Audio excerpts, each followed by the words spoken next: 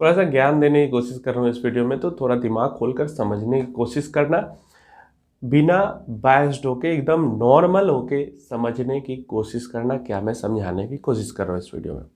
हम यहाँ पे देख रहे हैं लास्ट 3 इयर्स में जो बेस्ट परफॉर्मिंग फंड्स है, 20 फंड्स देखेंगे, 20 म्यूचुअल फंड जिसने पिछले 3 सालों में सबसे अच्छा परफॉर्म किया है। 3 साल क्यों? 3 सालों में, अगर 3 साल इसलिए जरूरी है कि 3 साल में जो पिछले 2 साल का समय है वो बहुत बेकार समय था। 2 साल में से भी मतलब समझो पिछले 1 साल का तो अच्छा ही, पिछले 1 साल में अच्छे रिटर्न्स दिए हैं। बीच का जो 1 साल था वो एकदम ही वॉस्ट था, कह सकते हो 2021 मिड से 2022 मिड के थोड़ा आगे तक, कह सकते हो 1.5 साल का लगभग। तो ये बहुत बेकार टाइम था। उससे पहले का टाइम फिर 6 महीने साल भर जो यहाँ पे कवर हो रहा है वो अच्छा था। तो इस टाइम पीरियड में क्या आपको दिख रहा है? 3 साल के टाइम पीरियड में अच्छा टाइम पीरियड, बहुत बेकार टाइम पीरियड, मतलब लिटरली बहुत बेकार टाइम पीरियड, एंड देन बहुत अच्छा टाइम पीरियड जो पिछले 1 साल में था। तो ऐसे में हमें पता चलेगा कि फंड्स अच्छे कौन से परफॉर्म कर रहे हैं, कौन सी कैटेगरी है जो कि बढ़िया परफॉर्म कर रही है। वीडियो पूरा देखना, पूरी जानकारी मिलेगी। अगर हम देखते हैं सबसे सबसे ऊपर जो सबसे बेस्ट है परफॉर्मेंस के मामले में, स्मॉल कैप फंड क्वांट का, पहले भी था, 1 साल पहले भी था, 2 साल पहले भी था, अभी भी है। क्वांट का small cap fund almost 60% touch करा हुआ है इसने एनुअलाइज रिटर्न पिछले 3 साल में, बेहतरीन है। उसके बाद एक सेक्टोरल फंड आ जाता है, क्वांट इंफ्रास्ट्रक्चर फंड, जो कि 48% के आसपास है। इसके बाद एक और सेक्टोरल फंड आ जाता है जो कि आईसीआईसीआई का कमोडिटी फंड है, अगेन 46% के पास है ये एनुअलाइज्ड। इसके अलावा Nippon small cap fund, Canara bank small cap fund, HSBC small cap fund, bank of India small cap fund, then Tata small cap fund, then ICICI small cap fund, then HDFC small cap fund. Last 3 years में ये top 10 best performing mutual funds थे, जिसमें से 2 sectoral fund है और 8 small cap fund है। मुझे बस एक जवाब चाहिए कि क्यों इसके अंदर में कोई large and mid cap fund नहीं है, कोई फ्लेक्सी कैप फंड नहीं है, कोई वैल्यू फंड नहीं है, कोई कॉन्ट्रा फंड नहीं है, कोई जो अलग अलग टाइप के डिफरेंट सेक्टोरल फंड्स होते हैं नहीं है, कोई मिड कैप फंड नहीं है, कोई ब्लू चिप फंड नहीं है। क्यों नहीं है कोई? इवन ना स्मॉल कैप का कोई इंडेक्स फंड है, ना मिड कैप का कोई इंडेक्स फंड है। क्यों कोई नहीं है? जो लोग बहुत ज्यादा फंड वाइज डाइवर्सिफाई करके इन्वेस्ट करो, क्यों नहीं है? क्योंकि कॉमन सेंस लोग इस्तेमाल नहीं करते हैं। जो छोटी कंपनीज हैं उन्हीं में ज़्यादा ग्रोथ मिलेगी, ये एक कॉमन सेंस वाली चीज़ है जो लोग नहीं अप्लाई करते हैं।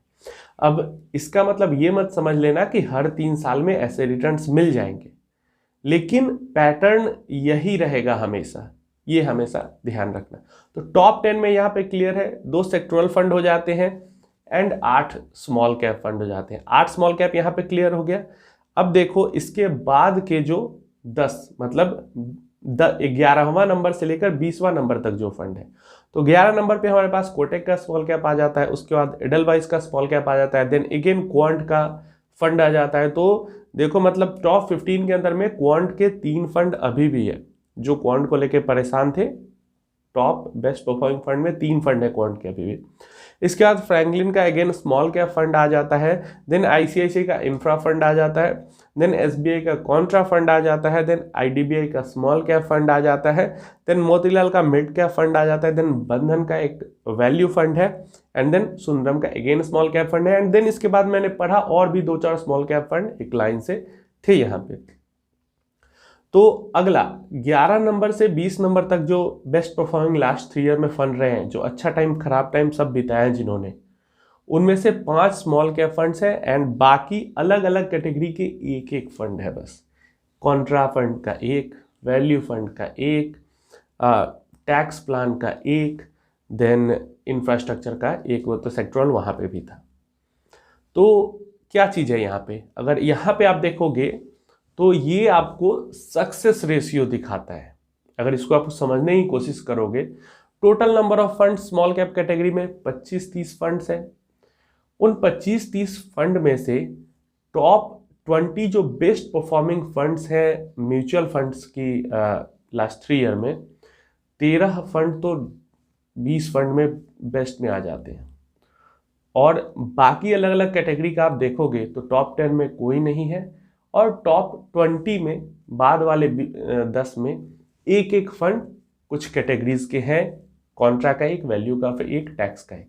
लार्ज एंड मिड कैप यहाँ भी नहीं है, फ्लेक्सी कैप यहाँ भी नहीं है, मल्टी कैप यहाँ भी नहीं है, और भी अलग अलग कई तरीके के स्ट्रैटेजी वाले फंड्स होते हैं वो भी यहाँ पे नहीं है। तो सक्सेस रेशियो ये आपको दिखाता है। मान लो अगर पांच वैल्यू फंड्स हैं, 5 में से एक है यहाँ पे, और वैल्यू फंड 5 नहीं है, लगभग 15-20 वैल्यू फंड्स भी हैं। कॉन्ट्रा फंड 3 है, 3 में से एक यहाँ पे है, लेकिन वैल्यू फंड्स तो काफ़ी हैं। इसके अलावा बाकी कैटेगरीज का तो कोई फंड ही नहीं है। अगर स्मॉल कैप में आप किसी भी फंड में इन्वेस्ट कर देते हो, किसी भी स्मॉल कैप के कोई भी कैटेगरी के फंड में आप इन्वेस्ट कर देते हो, तो बहुत ज़्यादा उसकी चांसेस होती है कि आपको बाकी कैटेगरी के फंड से वो बेहतर ही परफॉर्म करेगी। स्मॉल कैप में खराब परफॉर्म करने वाली जो फंड होगी उसके अंदर आप इन्वेस्ट कर देते हो, वो भी बाकी कैटेगरी के फंड के नॉर्मल परफॉर्मेंस से बेहतर परफॉर्म करेगी। यहाँ पे डेटा हमें लास्ट 3 ईयर का ये दिखा रहा है। और लास्ट 3 ईयर की ही बात नहीं है, लास्ट 5 ईयर में देखोगे, 8 ईयर में देखोगे, 10 ईयर में देखोगे, लगभग यही चीज आपको देखने को मिलेगी। 6 महीना, 1 साल, बीच का जब आप एकदम ही शॉर्ट टर्म में देखोगे तो आपको लगेगा कि स्मॉल कैप फंड्स बहुत गिर गए हैं, बहुत गिर जाते हैं। लेकिन जब थोड़ा आप टाइम देते हो फंड्स को, देन आपको देखने को मिलता है कि कैसे वो अपनी कैटेगरी में, मतलब ओवरऑल म्यूचुअल फंड की कैटेगरी में ही अच्छे परफॉर्म करते हैं। टॉप 20 फंड्स में से 13 स्मॉल कैप फंड्स हैं, टॉप 10 फंड्स में से 8 स्मॉल कैप फंड्स हैं। एंड अगेन नंबर आप और 20 बढ़ाओगे तो उसमें से फिर मतलब 30 अगर फंड लोगे तो उसमें से 20 स्मॉल कैप फंड्स ही होंगे। तो ये डेटा है जो दिखाता है।